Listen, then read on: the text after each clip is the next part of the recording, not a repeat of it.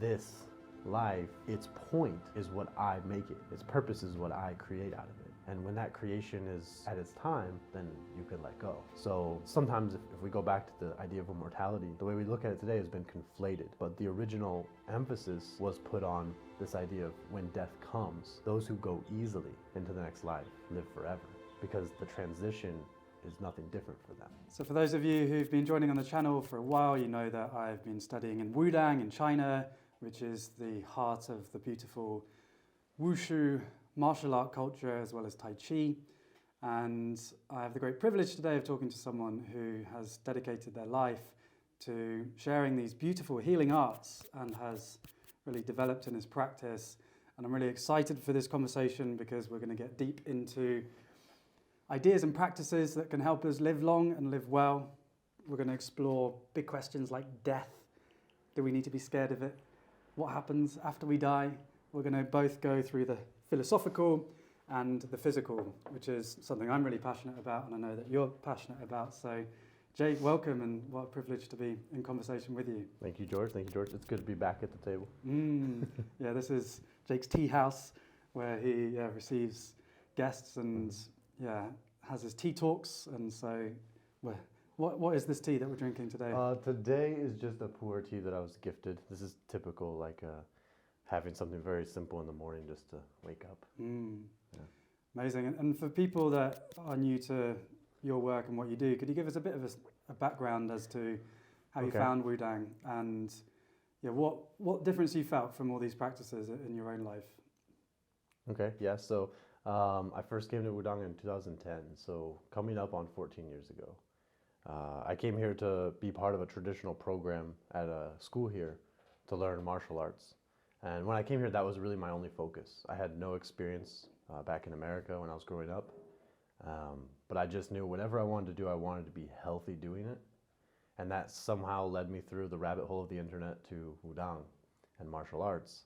And I figured it makes sense to train at the root. So I decided to come here and give it a shot, and then never left. That's the very short story of a very long series of events. But yeah, I mean, I came here with the intention of just trying to be healthy, just trying to kind of find myself and try things. And I fell in love with the culture, the language, the martial arts, and then, of course, the philosophy and the culture behind it. That's what really, I think, hooked me into the practice, because it was something that really spoke to me on a deeper level that I never put into words. I couldn't articulate. But when I came here and started reading about these classics, and I think it just really felt intuitive and very natural. So yeah, I'm excited about today's talk, and it very much fits in the theme of what I discuss here and what I do today. So now I'm a 16th generation disciple of the Sanfeng lineage, and our responsibility is to transmit to the next generation. So that's kind of the goal, the process, the platform online that I teach through. Everything is dedicated to this purpose. And yeah, just continuing like this. I see myself in Wudang for quite a while yet. Still developing, still cultivating, still learning more. And something I want to honor and celebrate on your journey is your skills as a teacher. And yeah, I think you combine the Western teaching approaches as well as this beautiful Eastern culture, and it's something that I'm passionate about as well, is how do we transmit these ideas and practices, because they can be so healing. And you've been supportive on my journey, so I want to honor that. Of course, Thank you. You do a lot of good work. It's nice. And yeah, at the end, we'll share some links as to how people can learn more about what you're doing. So let's get philosophical. Okay. There we go. And immortality. You could maybe argue that this whole mountain is dedicated to the practice of immortality, and the normal interpretation that people have of immortality is George lasting forever, our viewer, our listener lasting forever. And so for a Westerner beginning to come into Taoism in this beautiful world, they may find it a little bit strange and maybe a turn-off that, what, we're talking about immortality? Are these Taoists just sipping on the inner alchemy potions that maybe have just deranged their brains? So could you help us understand what is this goal of immortality for the Taoist practice? Okay. Yeah, that's jumping right into the deep end, literally.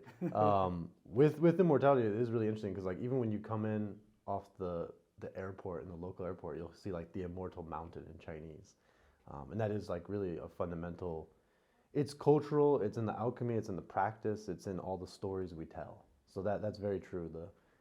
We have the eight immortal stories. We have all this stuff. Now, what is immortality? I think that's a question that everyone has a preconception of. And if you just translate it literally, you have, yeah, living forever. And of course, there's legends and stories of caricatures living hundreds of years and maybe still existing today in secret, waiting to be discovered by the right student or disciple. So we still have these kind of like folklore. But to whether or not that's kind of your question is maybe is that like the literal translation, what it really means? I think there's a lot of things that we talk about in absolutes to measure a concept. And I think the stories we tell are the artful expression of an idea that we want to do.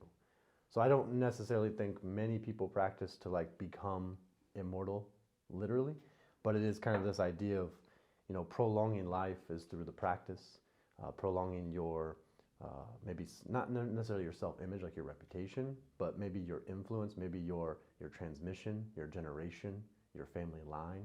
This is immortality in China. So, the culture here is very honorific of the ancestors, of the parents. But behind every single temple, you have the parental hall, the parents' house, right? And so that's like a very traditional thing.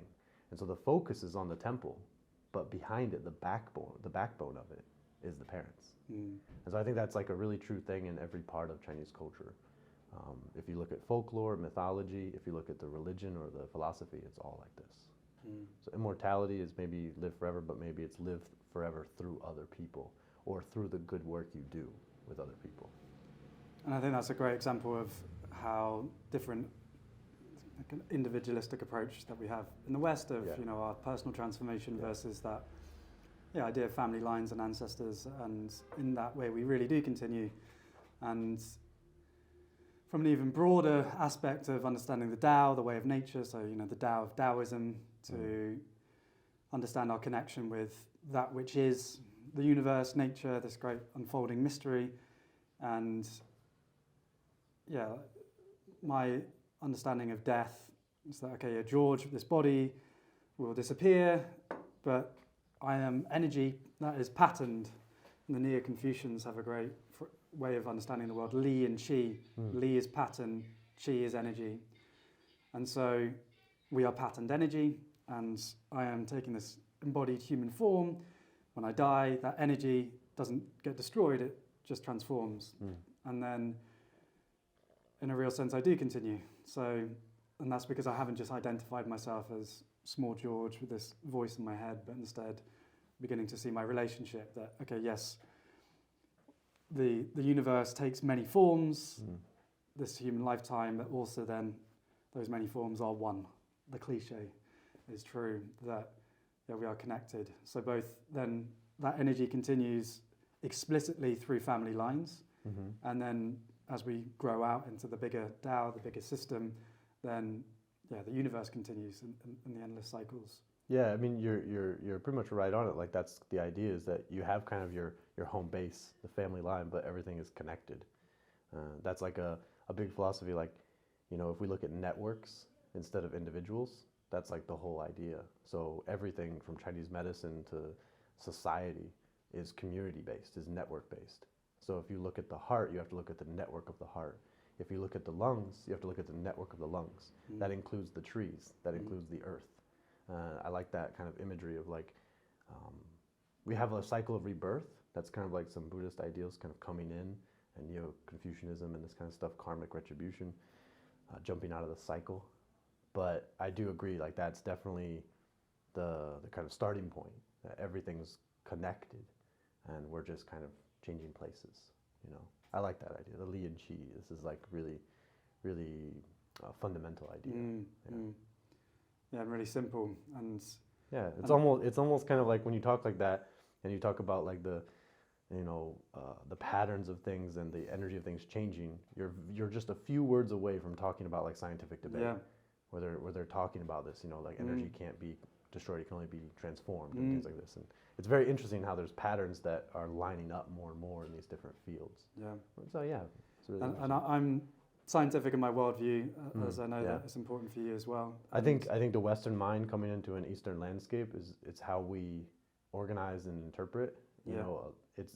It's hard to get away from that mindset, and that's why philosophy is so important, because the way you perceive things is the way you experience things.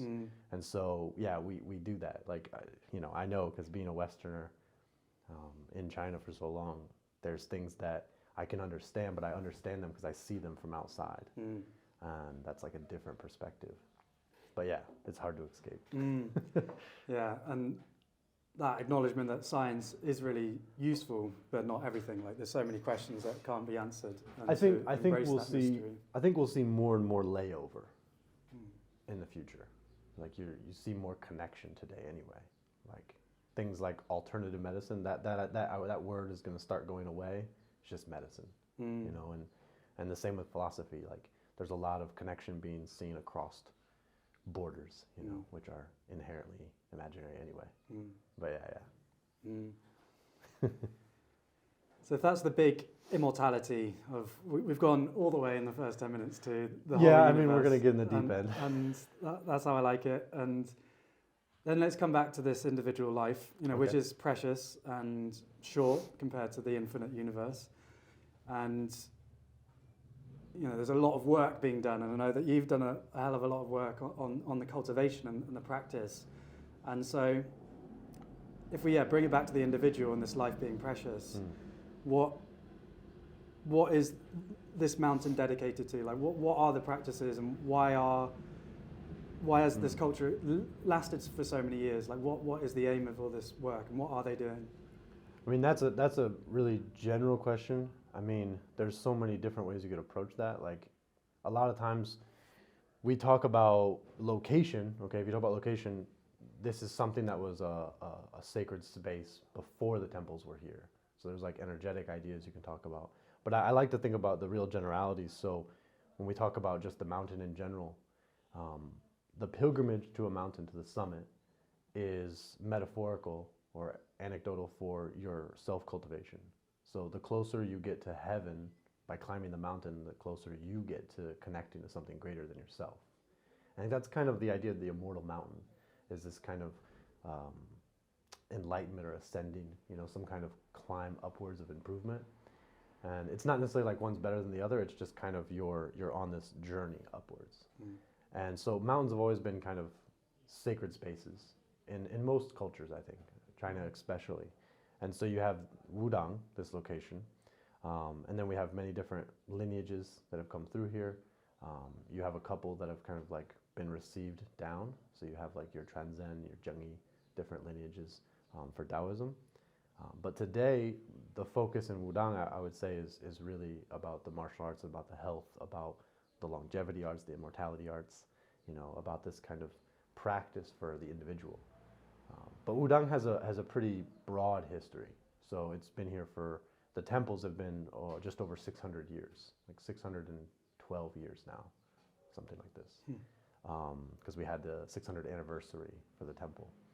And they were all built around the same time in the 14th century. So you have kind of this long history of it, but I think the location predates that. And you have Wudang being known by different names throughout the years. The name of the mountain range is Wudang Mountains, and the name of the mountain with the summit is Tai He Mountain, which means like the supreme harmony, ultimate harmony. And I think that like there's a lot of really heavy weight put in the names of things, especially in Taoism. That's kind of something that's been absorbed into the practice, is this naming of things. So the names that we give them are really clear sometimes. So when we say like ultimate harmony, like it's just like it's very clear. Like this is about like a peaceful balancing. And it doesn't mean like a perfect utopia. It means harmony. Like we have contrast, we have good and bad, but there's a balance between the two that promotes some kind of growth. I think that's kind of the really root of it. Now, what we interpret that to mean today, like what practices we're doing, or what lineage is still here, that's a historical analysis, like just what's happening. I do think that focus on harmony, I found that really inspiring as maybe you could say the aim of the whole Taoist practice, and maybe our viewers and listeners reading the Tao Te Ching, which is the foundational text of Taoism, and for me as a Westerner, finding that having this ancient Chinese book written 2,500 years ago, and yet it could still help me with my modern challenges, I found that really inspiring. And particularly this talk of harmony as really what this life is about, as opposed to escaping it or some future reward in another lifetime or in heaven. It's like, how do we harmonize with what's here? And that includes, just as you expressed, also the darkness, which is, again, something that we are, as a culture, still trying to work with. We're trying to just get the light, get the comfort. Right. Say, for example, Meta, Facebook, that ideal world of where we want to be in 20, 30 years is, innovation towards true comfort, where we've got robot butlers doing our cooking, and we've got Meta drone delivery for our food, and then we get these really nice lounger chairs. We don't need to lift a finger to live our lives, so we can spend all of our time on the metaverse, where ironically the games that we enjoy the most are those full of challenge and pain and maybe drama. Even death and drama, because that's what makes life meaningful. And yet our whole society is set up on this supposed goal of comfort and ease, without actually acknowledging that true harmony includes the darkness, because that can be a teacher to help us understand the light. Yeah, it's kind of the canvas that you put everything on top of. So it's the nature versus nurture, are you a product of your environment, or are you a response to that, And yeah, that's an interesting thing. We start talking about science fiction, be careful, we might be here for a long time. But in this thread, I would say that's maybe one of the biggest modern things. I wouldn't even say that as Western and Eastern. I would say it's like a modern appeal of like trying to get this infrastructure to support all the good things and completely remove all the bad things, which is human. Like that's natural, right? We want good things, we don't want bad things. The bad things tend to be the things that inform our good things, though. And so it is very hard to, I think probably impossible to have one without the other. And I mean, you can see this in like when you measure happiness with people, or you measure quality of life. It doesn't really matter where you are in the scale. There's anomalies, but generally speaking, everyone experiences pressure. Everyone experiences stress. Everyone experiences emotional trauma of some kind. So your material world doesn't really directly affect that. It can affect the proportion to like different populations, but the quality of an individual is not necessarily changed much. And so I think that's interesting. I think that's why these practices are more important today, because we don't really necessarily have to learn how to make people good. We need to learn how to make like civilization or society or relationships good, because it's more focused on that network than it is about the individual. And so we need to kind of turn that around, I think, and talk more about how, instead of how do we separate from nature, and there's a big conversation about the Western world kind of taming the horse, your chariot mind type Greek analogy of like trying to get this controlled into a box, and when I control my environment, then I can create the civilization I want on top of that. Conquering nature. Right. So you got all this infrastructure and everything built on top, and then in contrast to that idea, I would say the Eastern mentality is more harmonizing with nature and saying that we are products of this environment just as much as it's dependent on us. If this environment is destroyed by us, we'll be destroyed by it. Like it's a mutual exchange, right? And it will keep going. We won't be here. So we have like a very important discussion, which is what everyone talks about, even if you're not in this kind of practice, of course. Like any field in the world, you're going to discuss how do we harmonize with the environmental issues of today. But that's kind of a prerequisite in Eastern thought. Like if you're not doing the thing that's beneficial for the land's not going to benefit you. And that's just the basic, easiest premise you can take and build off of that for, whatever you talk about, really. Tao Te Ching goes from cooking fish to having war. You know, like it goes from everything. And Yeah. so, very general principles. Yeah, and I do think that the character for harmony is a cooking scene. So it's the Right. yeah you and like In what way? What do you mean? well yeah I can't remember if it's a rice meal being cooked, but it's like it's a basically say you take a taco that you're making. Okay. And you know, why do you add the lime? Why do you add the lettuce? Why do you add the beans? Okay. Is it because you want them all to be mushed into just one bland flavour? Or is it you want the sharpness of the lime, the crunch of the lettuce, and then the heartiness of the beans? So harmony is the integration of distinct things within a greater whole. So the parts still have their integrity within harmony. So coming back to this synthesis of the West and East, and you know, like maybe, and I think you made a good point earlier about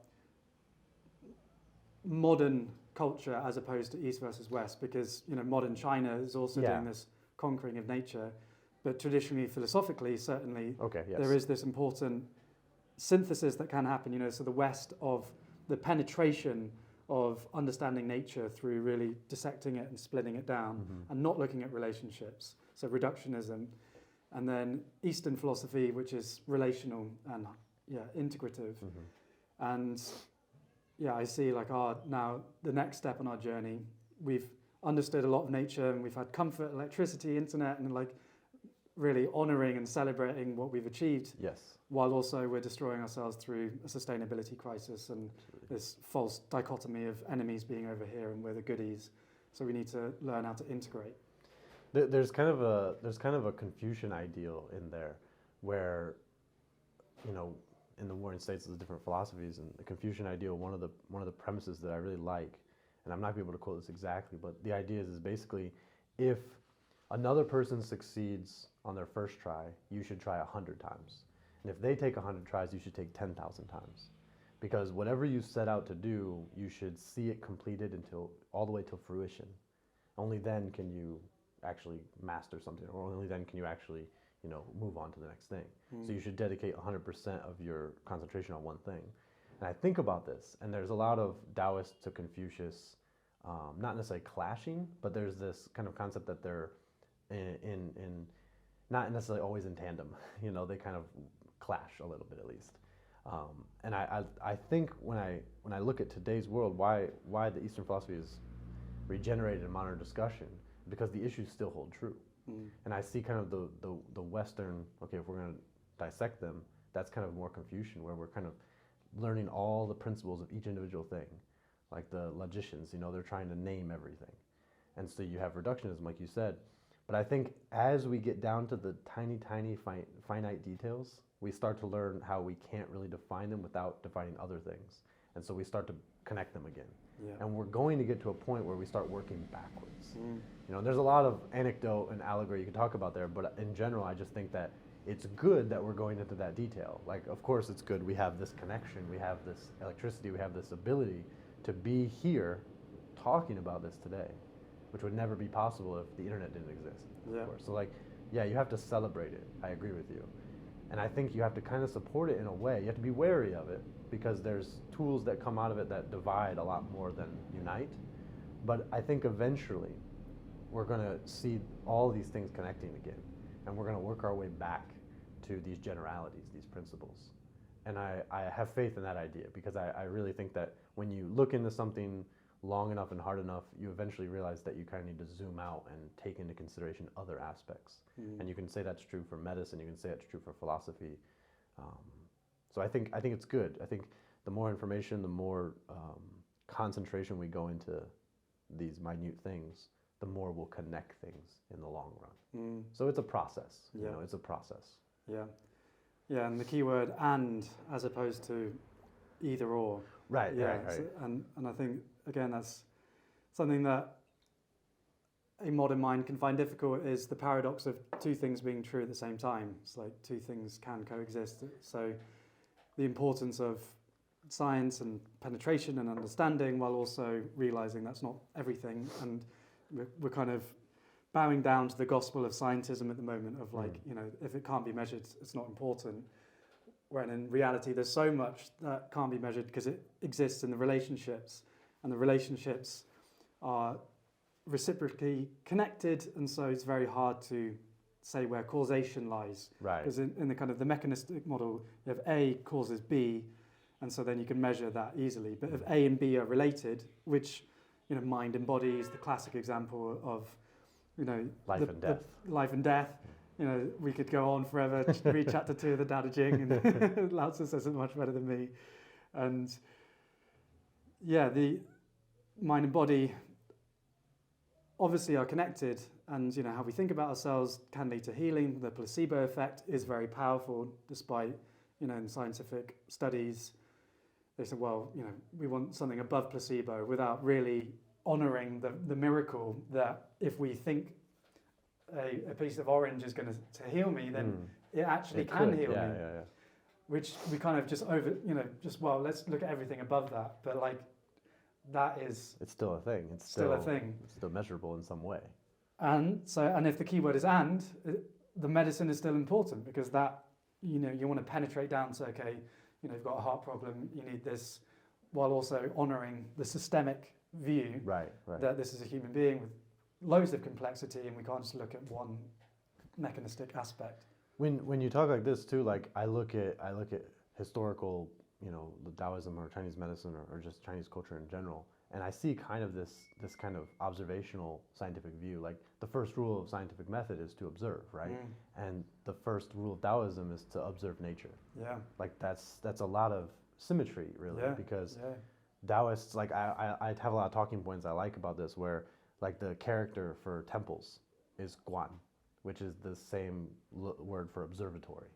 So I think we should change the temples in China to be like, instead of calling it a temple, we should call it an observatory, because it's more appropriate to the name. Like it actually makes a lot more sense, because it's like, these are where people watch. These are where people observe. They look at the stars, they look at people, they look at nature, they look at medicine, they look at the herbs, they look at the ground. They observe everything. And Taoists are very eclectic in this way. You'll find them doing divination, you'll find them doing fortune telling, you'll find them doing medicine or advising lawyers. You know, like they'll be all over the place, because they cultivate in society.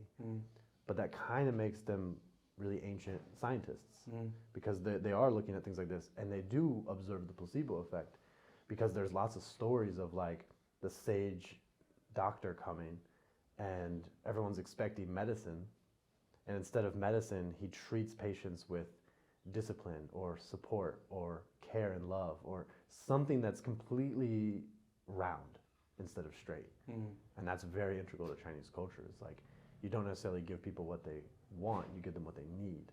And learning how to do that, you have to look at networks. You can't look at individual details. Any Chinese medicine book will tell you this, you know, like 20 people have 20 different coughs. You'll give them 20 different medicines, you know, and that's something that we understand as science gets better, and you can see, oh yeah, this is because this root, and you have the solution. And we can talk about the how all day, but the why is where Eastern philosophy kind of puts its focus.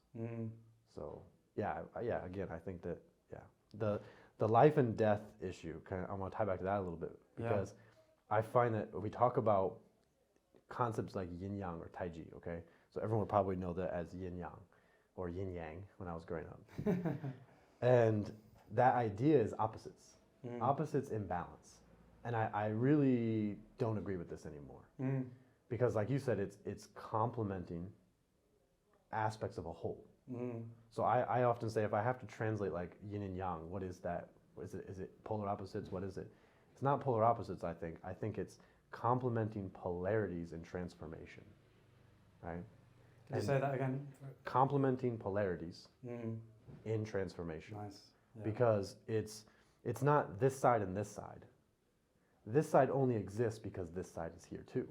Yeah. So the easiest example I can give is light. That's the original definition of yin and yang. Yang is the sunny side of a hill or a mountain, and then when the sun goes around the earth and that turns into shade, it becomes yin. So it's qualitative, complementary polarities in transformation. This is really important, and I think that definition has a lot of wisdom that can be gleaned from it. Because if we think of that, you can explain light, you can measure light, but can you measure darkness? It's not an actual thing. It's the absence of light. It's the absence of light. And so we do have things, like this, that even though we can experience them on every fundamental level of our existence, we can't explain them why. We can explain how, but to explain how, we can only depend on one aspect, the yang principle. So I like this idea because, darkness isn't a thing, but we really think it is, and we perceive the world that way in halves, but it's more whole, So if we work backwards, everything gets closer to that one, that singular. And I think that's it's a big aspect of Taoism that starts page 1, and if we could get people to understand this idea, I think that would be really helpful in seeing more connection. I would hope. Yeah, thank you. That's, real clarity. And I like how this conversation is turning into, the integration. So harmony and then duality or, differentiation within that greater whole. Could you relate that now, back to life and death? Like how do we apply yin and yang to understanding this lifetime that we have and what happens afterwards? So, interesting enough, if we get really technical, I probably came here to avoid death. That's kind of how this stuff all starts, right? Because I remember having existential crisis when I was younger, just imagining, what if this is life, then what is death? And if death is the absence of all of this, what does that feel like? And I remember I had a panic attack when I was little. It's a weird memory that sticks with you. And I don't really think about it much until I start thinking about these things. And I'm like, oh, that kind of feels like origin story, it kind of feels like the start of something. But I think that's really true. The conclusion I came to even then is that, for life to exist, there has to be the absence of it somewhere. And I still kind of agree with that. I think death is an important part of life. And without it, we wouldn't experience life the way we do. So while life is the potential and the growth and the ability or capacity to achieve anything, death has to be the opposite in some way. Not necessarily the opposite in a dualistic way, but it has to be complementary. So it has to be the absence of those things. Being and non-being. Right. And so it gave me a little bit of peace to think about it like that when I was younger.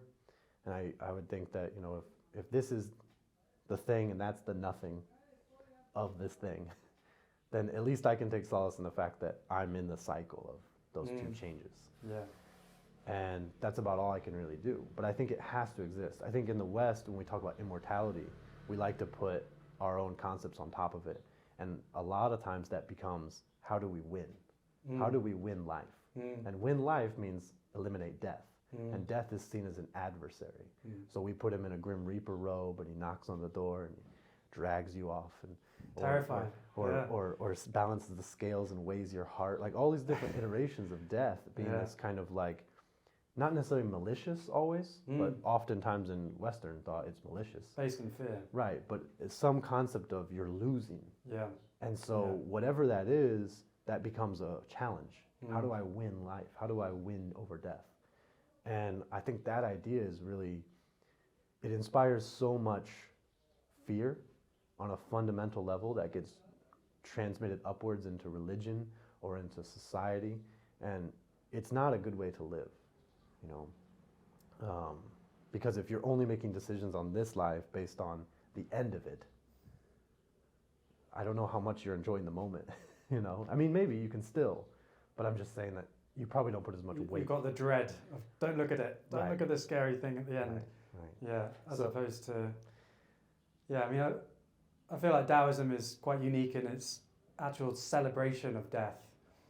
As opposed to just being... Especially if you look at Zhuangzi. So Zhuangzi is the second foundational philosopher of Taoism, and he tells his philosophy through really funny stories, and I'll just give you one of them, where there was a princess who was married off to a prince, and she was gutted, because she didn't really know who this prince was. It was an arranged marriage. She had her freedom, and then suddenly she's going to be shipped off to go live with this rich Ponce.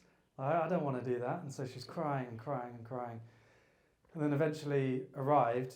Turns out the prince was really friendly. She had everything that she wanted. She had beautiful servants massaging her ears every Friday night. And yeah, she lived very happily and wondered, why did I even worry? So yeah, if we talk about being and non-being, these dualities or apparent dualities in constant transformation, then although George may not continue, if I am part of nature, part of the eternal universe, then in a real way I do continue. Like that, okay, I go into a time of non-being or unity with the earth, or however you want to think about it, and then I come up in different forms. And so, do I need to be scared? And I used to be scared of death. And thank you for like the Grim Reaper images just came to mind. It's like we got some real stuff to process. If that's our image of death, no wonder we're terrified, and creates a lot of tension. Whereas I want to get your feelings on death. It's like I'm grateful for this life. It's precious, and I don't want to die, but I don't fear it. And if it does come, at least I hope and I believe that I will welcome that transformation, not seeking it, but if it comes, here it is. Yeah, I mean, Zhuangzi has a lot of really good passages. If you haven't read Zhuangzi, I recommend everyone to do that, because that's definitely where I put my. I think I find a lot of truth in those. It's more humorous, which is really nice, but also it's humorous that snaps you out of reality and puts you back, and you're like, oh, okay, I didn't realize that was in there. I didn't realize I had that bias of thinking or that preconception or whatever. And the death issue comes up quite a lot, and he talks about how, like, even when the great sage Lao Tzu was born, he was born because he had to be, and he left when he needed to. And there's nothing to take joy or pity in, because it's part of the cycle of things. And so when he loses his wife, everyone cries, and he bangs on pots and pans and sings after a few moments of mourning. And he says, I realized that my mourning was enough, and I should celebrate all the time we had together. And I think that's really important. There's tons of like comic books and everything that talks about this too. And I remember one quote, or a paraphrase, I should say, where cynicism that says all of this in the universe, if we look at it scientifically, all of this, the dust that we are, we're a fraction of nothing in the universe. And all the cynicism that can be attached to that idea to say, all of this created you. Now, what are you going to do? You're just going to do that? It's such a waste. And this is the approach that we tend to look at it in a modern view, is that all this potential, we have the same idea, all this potential, all this energy that can't be created is just changing place. Now you're here. Now what are you going to do with it?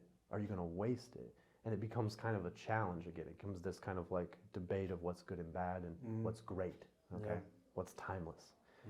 And I think if you look at it with Zhuangzian thought or Laozian thought, then it becomes all of this energy created you and created us. And that is a beautiful thing, alone. And there's no worry to like push for something, because the work is already done. So there's a lot of great philosophy about that, and just on that, I think that's it's such an important point, and we sometimes conflate pointless and meaningless.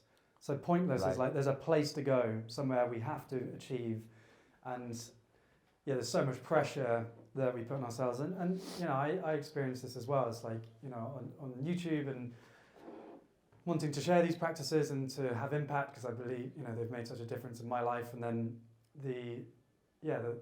I can notice that putting pressure on myself to fulfill my potential. Whereas actually that can be beautiful, so long as it's seen as something that we can do, and like not to conflate our meaning with that. So pointless, our life doesn't have a point, like a place to go. Like once you get here, you've achieved your life. Like that's not how life works. That doesn't mean life isn't meaningful though, because our being, like if we look at ourselves in terms of relationship, we are a mysterious manifestation of the wiggly, interdependent intelligence of the universe, and can we celebrate that for our being, our human being? And yeah, we can do things as well, but from that grounding in feeling meaningful just as we are. And yeah, I think there's a real risk with our current language of have you achieved your potential, is that then to be normal is to be inadequate. And so then that puts unnecessary stress, which then creates rigidity, tension, illness, both in our individual psyches and then the collective psyche. Yeah, all that stuff, it becomes how you exist. If that's how you think and that's how you look at things, that becomes who you are. So yeah, I definitely agree. Are you scared of death now? I mean, appropriately so. Like You don't jump out in front of cars just for the lols. I mean, that's the thing. Like, I want to explain my answer a little bit with the way I perceive it now, because I would say no, but I would say healthily so. Like, for example, even in the structure of like Chinese medicine, Taoist thought, you have 5 phases, you have 5 emotions, you have 7 evils, you have these things, and they're never said to be bad or good. So I'm afraid of death. Or sorry, I would say I'm afraid of death in like a sense, but I'm not in fear of death. Like, I'm not trembling at the thought, or I'm not running away from it. I'm afraid that I wouldn't maybe be able to do some of the things I want to do as a family, as a member of society, as a teacher. I mean, I can say that honestly. I'm not going to say, no, I'm not afraid of death, and like, I'm going to stand on my pillar and die here. Yeah. But I think that having a healthy fear is okay. But the thing is, that's the extreme emotion aspect, right? Like, fear is a good emotion, just like anger is a good emotion. Yeah. We should feel the things when it's appropriate to feel them. But when it comes time, I think if your question is, would I be afraid of death if I were to die, I would think no, because it would be part of the process. Yeah. In the anticipation of it, yes, but the aspect of it, no. And thank you for sharing that. And something that coming to mind is, like, you've got your wife and a beautiful child, and like, those are real meaningful things for your life. And like, I'm single and don't have a child yet, and so like, in some ways, I think I can. Like, if I were to die, like, I wouldn't want to, but like, I feel quite free about that. But I think there's still like things for you to bring through with like family, for example, which is a good example of the meaning that comes from relation, as opposed to making it about like my life and what. If you're looking at me personally, like the Jake, then no. Yeah. But if I look at the public Jake, the family Jake, the entity, the network that is Jake, then yes. Yes. And which extends past your body. But that's where the weight comes in, right? Like, those things are the relationships and associations and networks and communities. So that thing is more of a, not a burden, but a weight. Like, it has. There's some tangibility there. Whereas the self, no.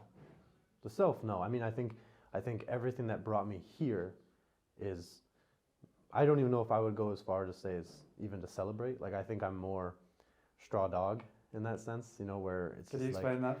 So there's the principle in the Tao Te Ching of treating things like a straw dog, where it's, basically they're honored and they're used in ritual practices as like a substitute sacrifice, in this sense. And so when the ritual's done, you make a little straw dog made out of straw, and then so you use this fake dog as a ritual sacrifice in place of the real sacrifice.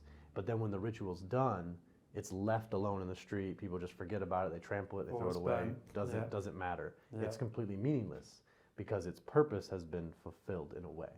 And I'm not saying that I have a purpose that I fulfill and then I'm done, but I just mean in that sense that this life, its point is what I make it. Its purpose is what I create out of it. And when that creation is at its time, then you can let go. And I think that's the important aspect of it, is to allow it. So sometimes if we go back to the idea of immortality, I think that this concept, the way we look at it today, has been conflated.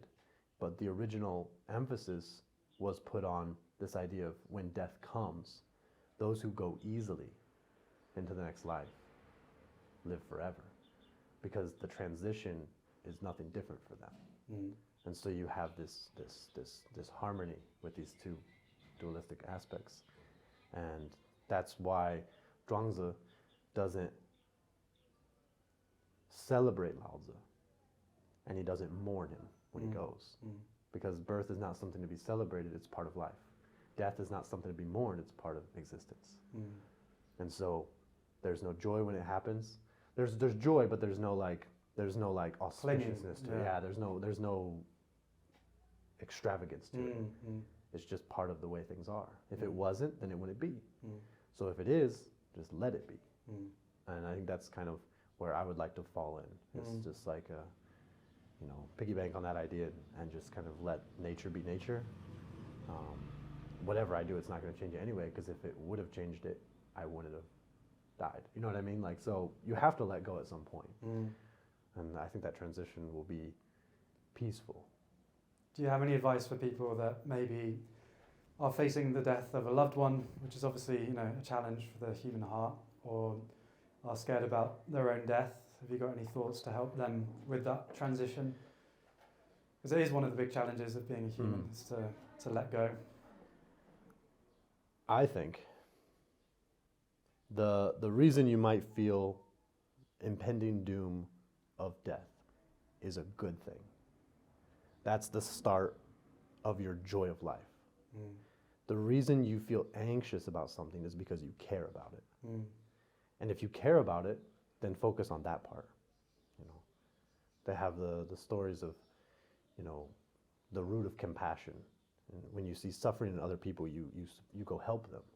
And that charity is the human expression.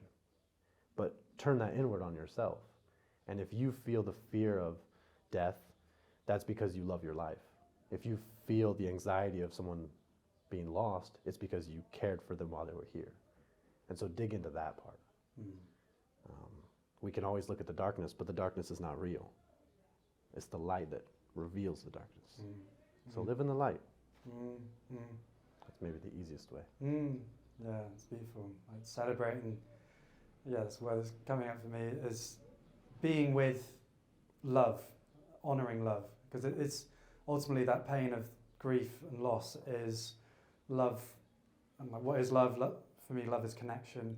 So, two hearts are connected, two human beings, and then one of them is in the process of passing, or we acknowledge that our heart won't always be here, or that person's already gone. And so then there's the bonds of those connections are being teared, and so that tearing of those bonds is a painful process.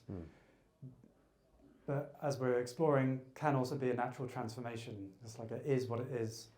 And so instead of focusing on the tearing, is to focus on the love that is there, which is because you're anxious because you care about it. And I think that's really a clear and beautiful thing, is to look beneath the anxiety, which is like, what is the need that the anxiety is trying to meet?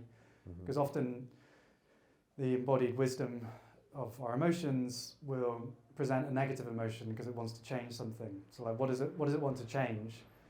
And why does it want to change? What need do you have that is underlying that change that your body wants? And so, it's love and it's care. And so, lighting the candle instead of cursing the darkness. Right. Like, choose the light. And it's a beautiful answer, and thank you. And I'd like to, as coming close to the end of our conversation, and beautiful ideas, is bringing it back to the individual harmony, and maybe coming to practices, because I think if I was to summarize what I've been learning into kind of 3 core phrases of my kind of philosophy, is connection is the cure. And we talked a lot about relationships being really important.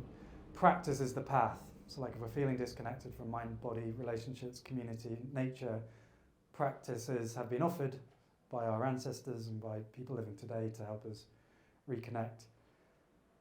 Third one we could talk about, but practice being the path. Could you share maybe a story from your own journey of some disharmony that was transformed into harmony, and what was maybe one practice that our listeners and viewers could do to support them on their journey? I mean, yeah, maybe you make it more specific to an actual practice or generality, because I think anything that you want to do, you know, as cliche as it is, just do it. A lot of, what did you say, practice? Practice is the path. I like that idea because that's really succinct, and you know, I often say like the root of most of what we do is routine. You know, if you could make something a routine, then when it becomes boring, when it becomes natural, that's when you start to grow from it. Don't put too so much emphasis on saying I need to accomplish this, and this is my checklist of getting to there. That can be useful in certain times, but generally let go of this idea. Enjoy the path, enjoy the process. Yeah. Because if you enjoy the process, it doesn't matter what you do. Like, I enjoy learning, I enjoy studying, so it's not a pain to learn something. Yeah. If you look ahead of yourself, you're going to trip all the way along the way. So I like to think that when we practice something, when we learn something, we're kind of going into the details. Like, you know, we're looking at our feet, we're looking at the road, we're checking our breath, we're learning the path, we're looking at the map, and then we walk. And so it's like a preparation. But a lot of truth can be found in the simplest ideas, in the path that you're actually walking. You know, like the character Tao. You know, everyone wants to talk about what is Tao. And the actual pictograph of it, you know, you draw the inside first, the right side. You can do like the little character right here. And it's like the two dots become the one line. So you have the principles of yin and yang becoming one. Then you have the character Zi, which means oneself. It's the combination of two other characters, but it means your perception of yourself, like awareness, self-awareness. And then the character that underlines it onto the side is the pictograph for someone walking a path. And so when you put that together, it's the way is the path that comes about as you walk it. So whatever your journey is, whatever your practice is, walk that path. When you become aware that you're walking the path, that's the Tao. That's the natural way for you. And so whatever it is, I mean, for me, I can say I put a lot of focus on, what I do. If that's 5 animal Qigong in the morning and doing these kind of like soft practices, Tai Chi, to relax or to calm my mind, whatever the purpose is, it can be those things. You know, I don't like to give any kind of absolutes and say, meditate every day for 3 hours. That's what you have to do. That'll give you happiness. Yeah. But I hope that people understand that that's not what we're talking about. We're talking about the kind of fluidity of it and how you can find peace in many things. And if you just think about the process of it rather than the destination, it's always journey before destination. Yeah. And so I would go as far to say that there is no destination. Yeah. So just let go of that. Yeah. It's just, and that's the pointless versus meaningless. Same it's aspect. Like it's still meaningful. Right. Feel the difference. Because meaning sometimes, you know, I used to daydream that concept of what if. Like, what if I did this? What if I won $1 million? What if this happened? What would I do? And it was like a game that I would play as an only child, and before internet. And I would like fantasize, like, what if I did this? Then this would happen, and maybe this would happen. And I would do these like big stories in my head, and that's how I would walk to school, or how I would go to sleep at night. And it was like almost meditative, you know. And at a certain point, I just said, what if now? What if now? Because I'm always thinking what if, and I'm looking at all these possibilities, but I'm not considering probability, I'm not considering now. So I let go of all that stuff and took a clean break and just came to China and just lived in the moment. And that's really easy to do when you're doing martial arts, because you don't have time to think about anything else. I don't necessarily think that's a good fit for everybody. If you can, then yes, train, because that's the first way into maybe the way you perceive things is how you feel things.